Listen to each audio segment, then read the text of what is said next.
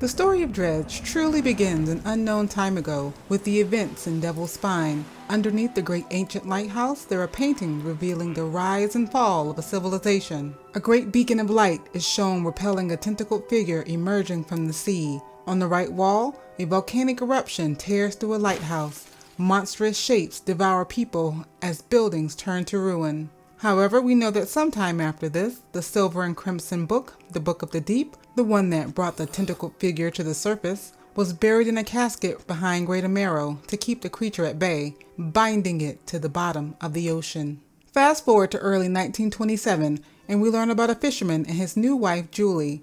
The two were very much in love, and during their courtship, he gifted her with a music box, which he engraved with her initial J, as well as a silver necklace with emeralds with the engraving, "For J, my shining star."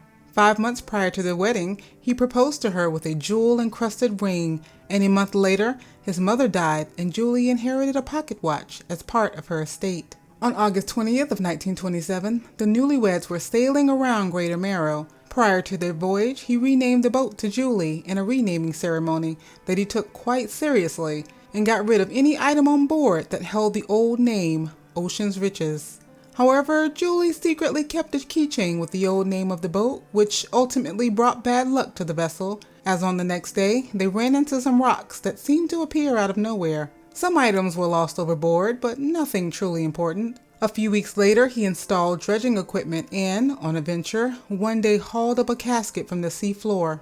Julie recalls that when it was pried open, a crimson cloth spilled out, and when her husband looked into the casket, there was a void in his eyes. The others, including the old mayor of Little Marrow, who was also on board, all went mad after looking into the casket, and they saw something cloaked in fog rise up as it crashed through the boat, killing Julie in the process. The creature told them all that it would be coming for their breath, that they wouldn't be needing it soon.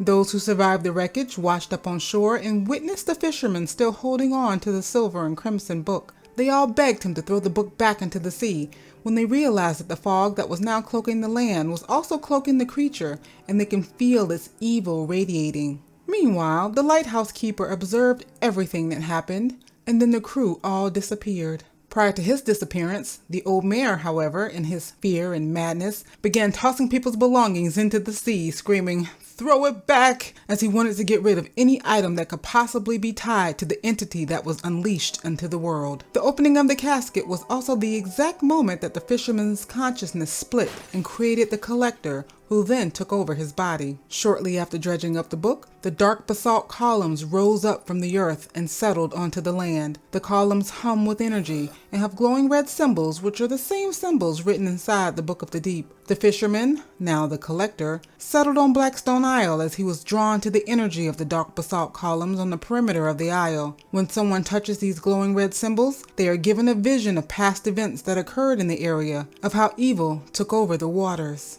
But those visions only come when in the midst of insanity. Curiously, even though the lighthouse keeper witnessed the collector's return in the same boat where Julie died, and possibly also saw the pillars rise up from the sea floor, she chose to look the other way. And even though Blackstone Isle was sold to the collector, no one knows it was the collector who purchased it. In 2 decades, the only one who has ever seen signs of life on the isle is the lighthouse keeper.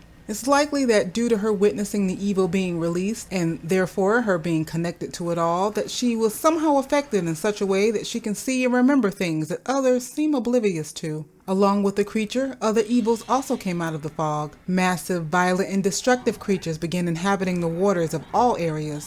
Such as in Stellar Basin, a tentacled monster sits deep in the waters and causes such destruction that everyone abandoned the resort and it all went to ruin. Another example being in Twisted Strand, where the mind suckers warp the minds of anyone they come across. Throughout the ocean, other entities have also taken over the waters, such as the red miasma that whispers in the middle of the night, and crows that circle and steal your catch, and the angler that creates the illusion of being another boat on the water until it's too late. In Gale Cliffs, the town of Ingfell previously thrived as whaling crews would go out and bring home whale carcasses to process. However, at the time the casket was dredged up from the waters, the whale population declined significantly, causing fishermen to leave the area, and led the remaining fishermen having to spend longer and longer time at sea. A man dubbed Magran the Fishman.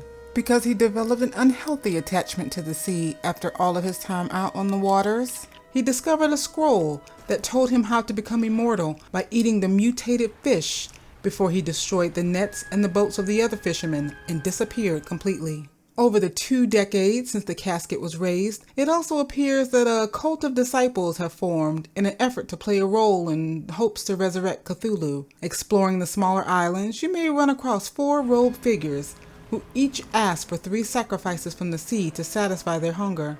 They appear to be based on the entity Hastur. In Cthulhu mythos, at times Hastur is a benign god of shepherds, and sometimes the half-brother of Cthulhu himself. As you fulfill their requests, they speak what appears to be a prophecy, or perhaps they are sensing your openness in fulfilling it. Fishermen serve, deliver the vessel, bring down the sky, raise the deep.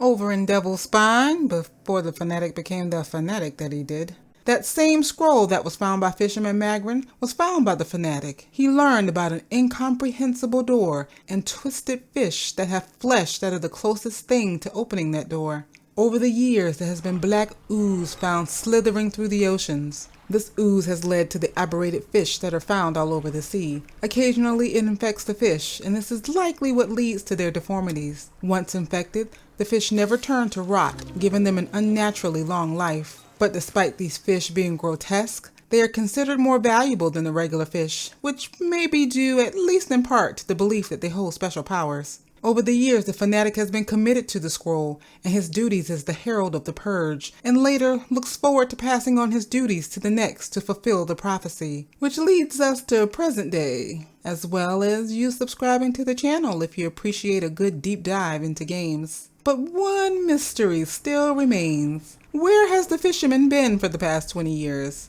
The collector took over his consciousness 20 years ago, and even though they have the same goal, to do whatever it takes to see their dear Julie again, the fisherman has been nowhere to be found until now. There appear to be forces that bind him to the area and will not allow him to leave if he enters into uncharted waters. The Leviathan that consumes him in the end of the game also destroys his boat if he gets too far away, perhaps as a means of protecting the world from the evil that the fisherman has unleashed. But even though the fisherman/collector may not have known the truth about what would happen with the powers of the book, Julie knew and wished for him to throw her back, to throw the book into the ocean and not unwittingly fulfill the prophecy. It appears that even from the sea floor, Cthulhu has been warping the minds of fishermen, which is why they don't last long. Such as the captain of a ship that sold the music box in Gale Cliffs after purchasing it from an antique shop in Little Marrow after it was pulled from local wreckage. Since the fisherman in the game is the only one who is directly affected by the curse, plus he is the one in possession of the book covered in the blood of the person trapped in the bottom of the sea alongside Cthulhu, he is the only one with the power to dredge the beast up from the depths. It's possible that for the past 2 decades, he's been in the home on Blackstone Isle with his body existing solely on the power of the curse. However, now the fisherman side of him has been snapped back into consciousness to do what the collector was unable to do, but having no memory of what has occurred in the past. Right here, hidden in plain sight, the silver and crimson book and the collector's glasses in the very first cutscene of the game, showing us where it was located before we even knew it was important to know what it was. I mean, how could you take the book from the collector if you didn't actually have the book in the first place? So what are some of your Dredge theories? How far would you go to see a loved one again? And if you enjoy games based on real life culture and mythos, I have a video for you right here.